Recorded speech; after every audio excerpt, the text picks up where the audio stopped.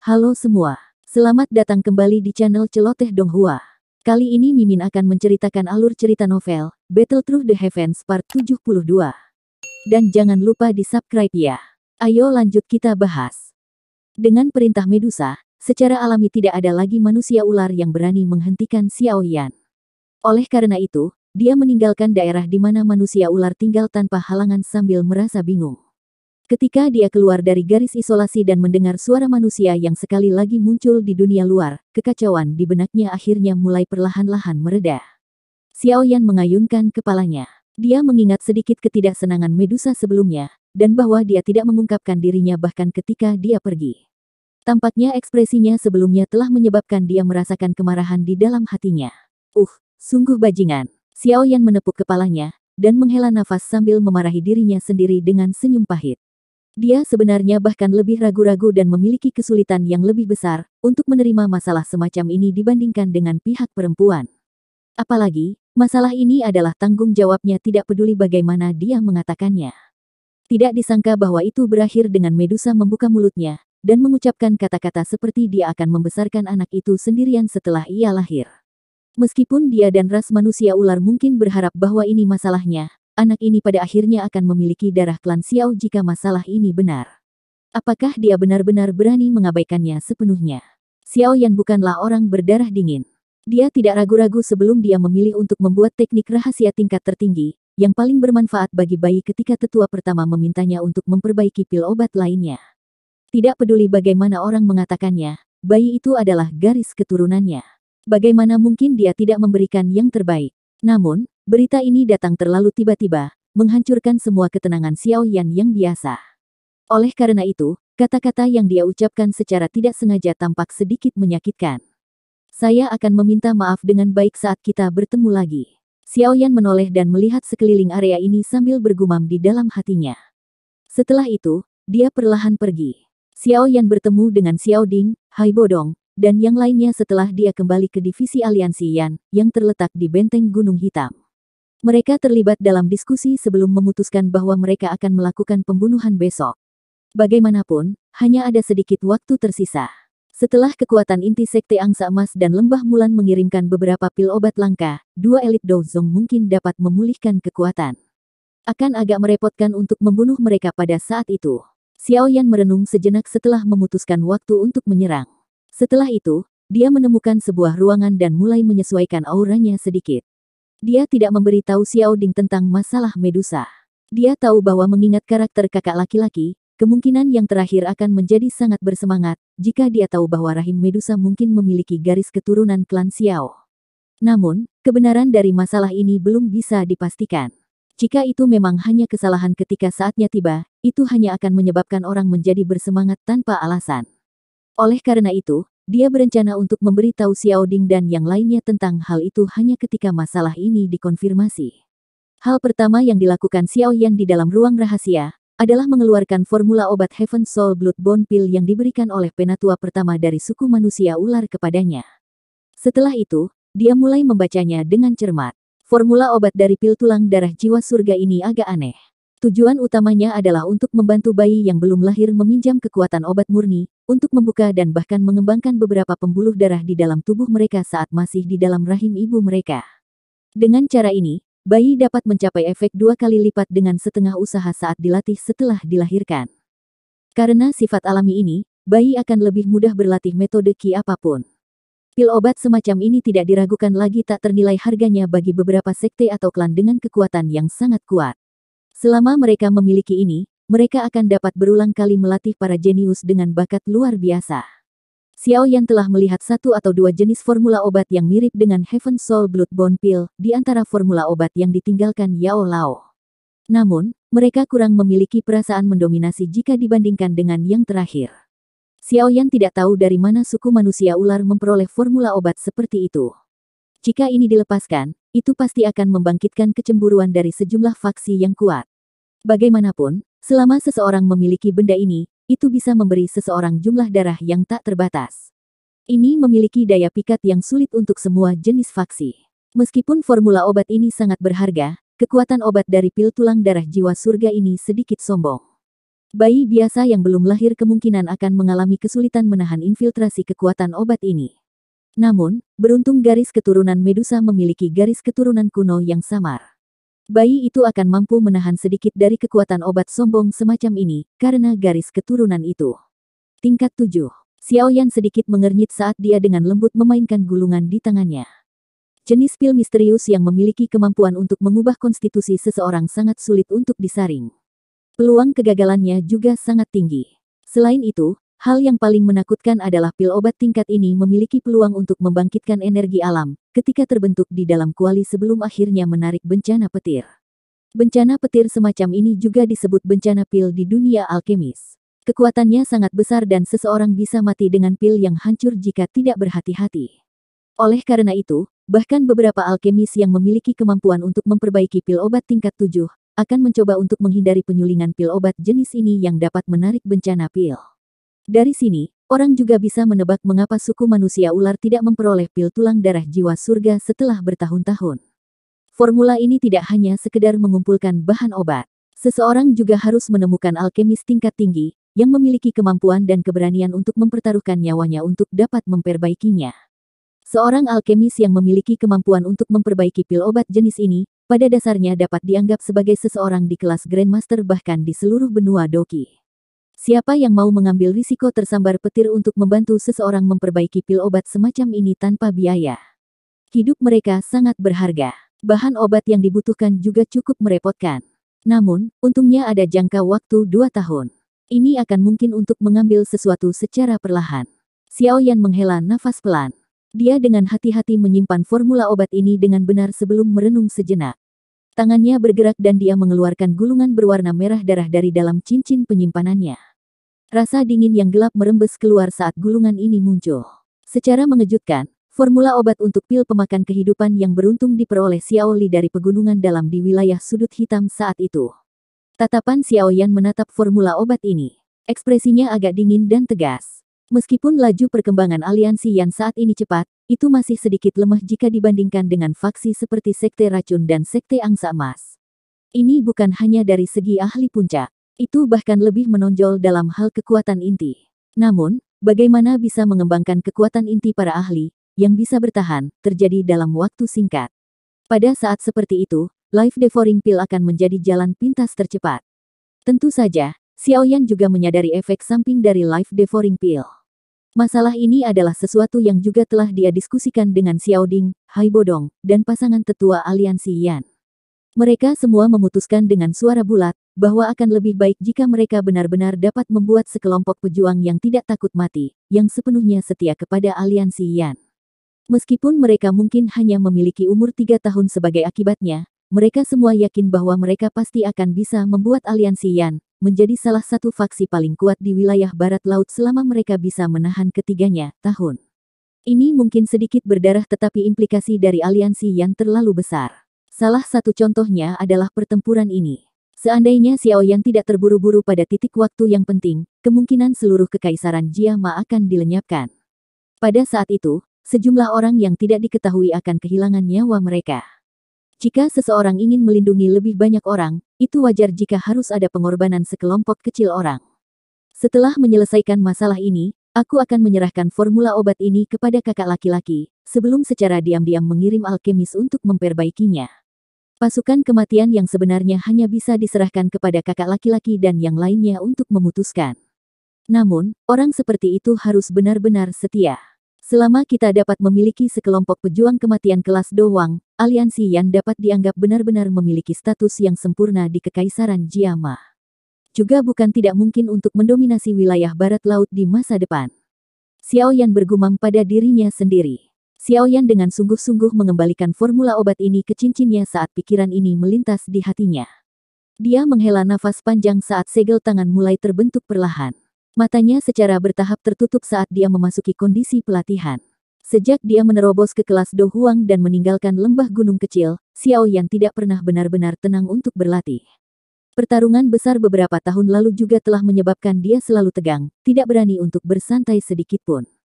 Hanya sekarang setelah Xiaoyan menyelesaikan masalah ini, dia punya waktu untuk merawat tubuhnya dengan tenang.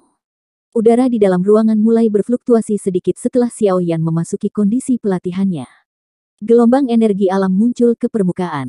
Setelah itu, mereka berubah menjadi dua ular kecil berwarna-warni yang masuk ke lubang hidungnya. Setelah itu, mereka dengan cepat dimurnikan oleh dua jenis api surgawi di dalam tubuhnya, sebelum berubah menjadi utas doki murni yang mengalir di nadinya. Pada akhirnya, doki berasimilasi ke setiap bagian tubuhnya. Pertempuran dengan dua elit Dozong ini dalam satu hari telah sangat melelahkan Xiao Yan. Ini terutama terjadi ketika dia melepaskan gerakan menakutkan seperti Angry Buddha Lotus Flame 3 warna. Tidak hanya itu sangat menguras dokinya tetapi kekuatan spiritualnya juga menjadi jauh lebih lemah sebagai hasilnya.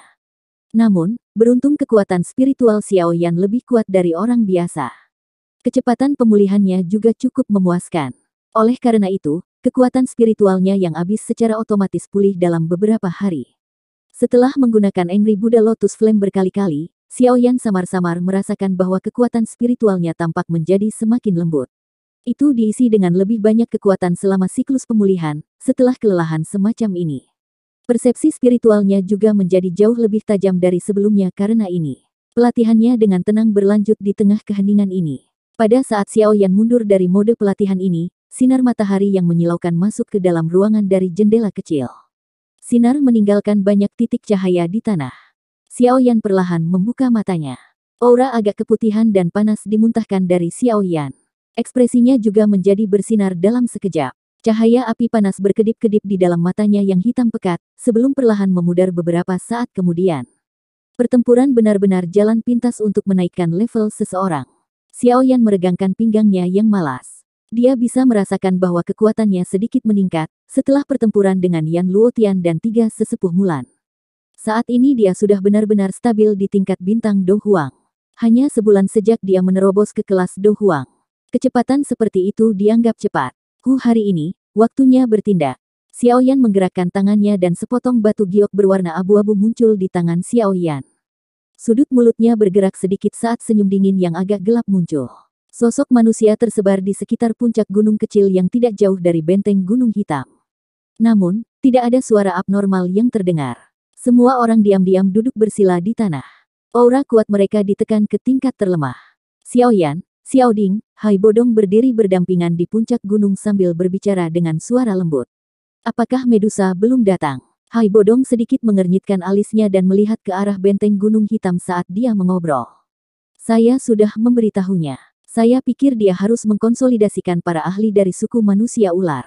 Xiao Yan tersenyum dan menjawab. Tidak lama setelah kata-katanya terdengar, suara deras tiba-tiba dikirim dari langit. Sekelompok besar sosok bergegas. Beberapa napas kemudian, mereka muncul di udara di atas puncak gunung sebelum mereka perlahan turun. Sosok manusia yang muncul secara alami adalah ahli dari suku manusia ular. Pemimpin mereka adalah Medusa. Hai Bodong dan yang lainnya menghela nafas lega saat melihat Medusa muncul. Jika pembunuhan ini tidak memiliki kehadirannya, itu tidak akan ada artinya lagi.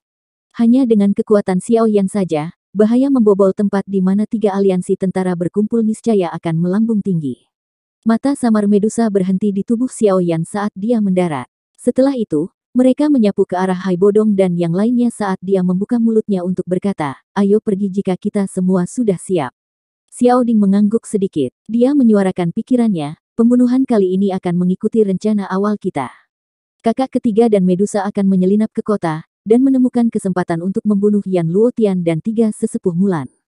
Jika jejak Anda ditemukan atau pembunuhan Anda gagal, Hai Bodong dan yang lainnya bersembunyi di luar akan memimpin orang untuk menyelamatkan Anda. Pada saat itu, yang terbaik adalah kita menghancurkan orang-orang itu, jika kita masih punya kesempatan. Jika memang tidak mungkin, kami akan menariknya terlebih dahulu. Kami tidak bisa menanggung kerugian yang terlalu besar. Bagaimanapun, kami saat ini tidak dapat menahannya. Semua orang mengangguk setelah mendengar ini. Kalau begitu, kita akan menunggu kabar baik dengan tenang di benteng Black Mountain. Xiao Ding juga tersenyum saat melihat ini. Dia segera menangkupkan tangannya ke semua orang saat dia berbicara. Xiao Yan tersenyum dan mengangguk. Setelah itu, tatapannya mengarah ke Medusa. Tatapan mereka bertemu sesaat sebelum yang terakhir segera menggesernya ke samping. Xiao Yan hanya bisa tertawa getir saat melihat sikapnya ini. Sayap api di punggungnya memanjang. Dia segera melambaikan tangannya dan memimpin untuk bergegas ke langit. Banyak ahli aliansi Yan di tanah dengan cepat memanggil sayap doki mereka juga. Mereka buru-buru mengikuti setelah melihat Xiao Yan mulai bergerak. Ayo pergi juga. Ingat, kalian semua akan mendengarkan perintah Hai Bodong setelah saya memasuki kota. Anda tidak bisa tidak mematuhinya. Jika ada yang salah di tengah jalan, jangan salahkan ratu ini karena melayanimu dengan aturan klan. Medusa menoleh dan dengan lemah berbicara kepada banyak ahli dalam klan. Orang di depan para ahli dari klan manusia ular adalah komandan kedua Heidu yang memiliki konflik dengan Xiao Yan. Namun, dia buru-buru menganggukkan kepalanya saat mendengar kata-kata Medusa. Gengsi Medusa dalam suku manusia ular adalah sesuatu yang tidak berani ditantang oleh siapapun. Medusa hanya menganggukkan kepalanya sedikit setelah melihat ini. Tubuhnya bergerak dan itu naik ke udara tanpa meminjam kekuatan dari luar. Setelah itu, akhirnya berubah menjadi seberkas cahaya, yang mengikuti Xiao Yan dan yang lainnya di depan. Para ahli dari suku manusia ular di belakangnya juga dengan sigap mengikuti. 3 kerajaan besar mungkin untuk sementara pindah kembali di bawah perintah dokter peri kecil, tetapi tidak sepenuhnya mundur. Sebaliknya, mereka semua berkumpul di sebuah kota di perbatasan yang menghubungkan Kekaisaran Chuyun dengan Kekaisaran Jiama. Mereka siap untuk melancarkan serangan lain kapan saja, dan menelan Kekaisaran Magia sekaligus. Bagaimanapun, itu seperti yang dikatakan dokter peri kecil.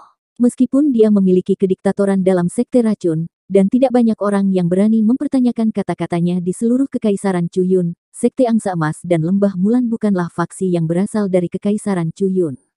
Selain itu, kekuatan keseluruhan dari kedua faksi ini tidak lebih lemah dari Poison Sect.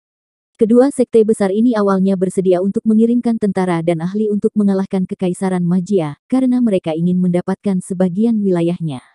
Namun, dokter peri kecil benar-benar memutuskan untuk menyerang setelah hal-hal berkembang sampai saat ini. Kedua sekte itu secara alami sangat tidak puas. Meskipun Yan Luotian dan 3 sesepuh Mulan terluka parah, begitu bala bantuan kekuatan esensi dari 2 sekte tiba, dan memberikan beberapa obat penyembuhan tingkat tinggi, keduanya secara alami akan dapat memperoleh kembali kekuatan mereka dengan cepat.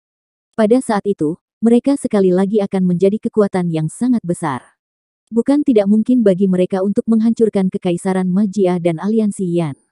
Dengan harapan ini, wajar jika kedua sekte tidak mau menarik pasukan mereka saat ini. Oleh karena itu, ketiga pihak saat ini sedang berdebat sengit satu sama lain, menyebabkan dokter peri kecil merasa sakit kepala. Bagaimanapun, penarikan pasukan kali ini terlalu mendadak. Tidak hanya kedua sekte itu menentangnya, tetapi bahkan sekte racun dan Kekaisaran Chuyun juga memiliki beberapa pertentangan. Namun, karena reputasinya, tidak ada yang berani menyuarakannya. Oleh karena itu, meskipun dokter peri kecil telah memutuskan untuk menarik pasukan, bahaya yang dihadapi Kekaisaran Jiama dan aliansi Yan belum sepenuhnya terselesaikan. Selama Yan Luotian dan 3 sesepuh Mulan ada di sekitar, kemungkinan Sekte Angsa Emas dan Lembah Mulan tidak akan menyerah. Makanya, kedua orang ini harus disingkirkan. Momen saat ini adalah kesempatan terbaik untuk menyerang. Kota perbatasan tempat persekutuan 3 negara tinggal hanya berjarak 50 km dari benteng Black Mountain. Dengan kecepatan Xiao Yan dan yang lainnya, mereka secara bertahap mencapai tujuan mereka dalam waktu 1 jam. Itu adalah depresi kecil di pegunungan yang tidak jauh dari kota.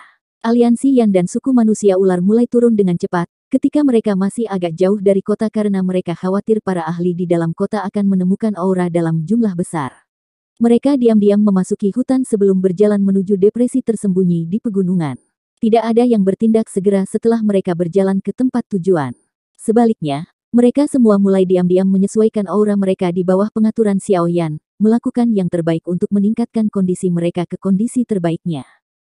Tatapan Xiao Yan secara kebetulan dapat melihat kota tidak jauh dari puncak pohon, yang terletak di cekungan kecil di antara pegunungan ini. Dia bisa melihat bahwa kota itu dipenuhi dengan tentara yang berpatroli ke sana kemari. Selain itu, terkadang ada ahli Do Wang yang akan terbang berpotongan di langit. Setiap aktivitas yang tidak biasa akan terlihat pertama kali oleh orang-orang ini yang berada di ketinggian di langit. Pertahanan tempat ini memang ketat. Tampaknya pihak lain sudah siap. Xiao Yan mempelajari ahli patroli Do Wang itu. Dia meringkuk mulutnya dan merasa agak bermasalah saat dia berbicara. Bukankah dokter peri kecil itu memberimu piring giok? Dia secara alami akan menghapus beberapa pertahanan setelah Anda mematahkannya. Namun, bagi saya tampaknya mereka yang berpatroli jelas bukan hanya ahli dari sekte racun. Bahkan jika dia bisa menghilangkan beberapa pertahanan, dia hanya bisa menjauhkan ahli dari Poison Sect. Para ahli dari Sekte Angsa Emas dan Lembah Mulan masih akan melakukan uji tuntas dan menjaga tempat ini. Suara samar dikirim dari belakangnya.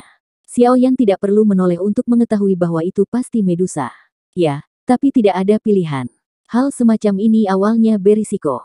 Kami akan bertindak saat malam tiba. Mengingat kedua kekuatan kami, kemungkinan sangat sulit untuk menemukan kami bahkan dengan pakar Do Wang yang berpatroli selama kami sedikit berhati-hati. Xiaoyan mengangguk dan dengan lembut menjawab. Suara ya rendah keluar dari belakangnya. Jelas, Medusa tidak punya pendapat lain. Xiaoyan dengan cepat mengeluarkan batu giok berwarna abu-abu itu dari cincin penyimpanannya, setelah mendengar ini. Setelah itu, dia memecahkannya sebelum menepuk tangannya sambil berkata sambil tersenyum, sekarang, kita harus menunggu sampai malam tiba. Dia menoleh saat dia berbicara dan melihat ke arah wajah indah yang menyihir yang memberikan perasaan sedingin es. Setelah beberapa saat ragu-ragu, dia tiba-tiba berbisik, itu, maaf untuk kemarin. Medusa juga kaget saat mendengar ini. Mata yang dipenuhi dengan daya pikat menyapu Xiaoyan. Ini adalah pertama kalinya dia mendengar Xiaoyan berbicara seperti itu sejak dia berkenalan dengannya. Kamu juga tahu bagaimana meminta maaf ya. Medusa sedikit menurunkan wajahnya dan berbicara dengan suara yang lemah. Meskipun berbicara dengan cara ini dengan mulutnya, bahkan dia tidak merasakan bahwa wajahnya menjadi sedikit lebih lembut. Jelas, permintaan maaf dari Xiaoyan ini memang memiliki efek yang cukup besar. Xiaoyan tersenyum agak canggung. Dia menggosok tangannya dan berkata, saat ini saya tidak dapat memperbaiki pil tulang darah jiwa surga. Setelah saya sedikit meningkatkan keterampilan pemurnian saya, kemungkinan besar saya akan dapat mulai menyempurnakannya. Namun, Anda tak perlu khawatir. Saya pasti akan berhasil dalam 2 tahun. Medusa mengangguk. Untuk beberapa alasan yang tidak diketahui, ada kegembiraan di dalam hatinya, saat Xiaoyan menempatkan masalah ini dengan serius di dalam hatinya. Emosi semacam ini sangat jarang terjadi pada seseorang yang temperamental seperti dia. Benang kebencian terakhir yang tersisa benar-benar tersebar saat Xiaoyan mengucapkan kata-kata ini. Medusa baru saja ingin berbicara ketika alisnya tiba-tiba terangkat. Tangan halusnya tiba-tiba melambai dan kekuatan hisap melonjak keluar darinya. Sebuah kelelawar hitam pekat ditangkap di tangannya. Tatapannya menyapu hanya untuk melihat gulungan kertas kecil ditahan di cakarnya. Medusa melepaskan gulungan kertas dan menjentikkan jarinya, mengirim kelelawar itu ke dalam hutan. Setelah itu, dia perlahan membukanya dan dengan lembut berkata, ini adalah sesuatu yang dikirim oleh dokter peri kecil. Ini adalah peta kota. Ini menunjukkan posisi di mana Yan Luotian dan 3 sesepuh Mulan berada. Petik 2. Xiaoyan sedikit bersukacita di dalam hatinya setelah mendengar ini. Dengan peta ini, mereka akan menghemat upaya pencarian secara acak. Hal ini memang memberikan bantuan yang besar untuk mencapai tujuan mereka. Yan Luotian berada di bagian tengah utara, sementara 3 sesepuh Mulan berada di barat. Sepertinya kita harus berpisah dan bertindak. Medusa menyuarakan pikirannya. Meskipun Yan Luotian terluka parah, dia tetaplah seorang elit Dozong. Dia akan sangat sulit untuk dihadapi jika dia membalas. Karenanya, serahkan dia padaku. 3 sesepuh Mulan kehilangan 1 anggota. Dengan tidak bisa menggunakan Tribis Savage Skill, mereka hanyalah ahli Dong Hunak biasa. Oleh karena itu, seharusnya tidak menjadi masalah bagi kekuatan penuh Anda untuk menghadapinya. Bagaimana menurut Anda? Ya, kamu harus berhati-hati. Xiaoyan merasa sedikit terharu saat melihat Medusa telah membagikan pekerjaan paling berbahaya untuk dirinya sendiri. Dia segera tersenyum dan mengangguk. Kalau begitu, Medusa tersenyum. Senyumnya yang seperti epifilis membuat mata Xiaoyan menjadi cerah. Mari kita tunggu sampai malam tiba. Itu tadi alur cerita novel Battle Through the Heavens, part 72. Sampai jumpa lagi di video Mimin selanjutnya. Dan jangan lupa di subscribe ya. Salam dari Mimin Celoteh Donghua.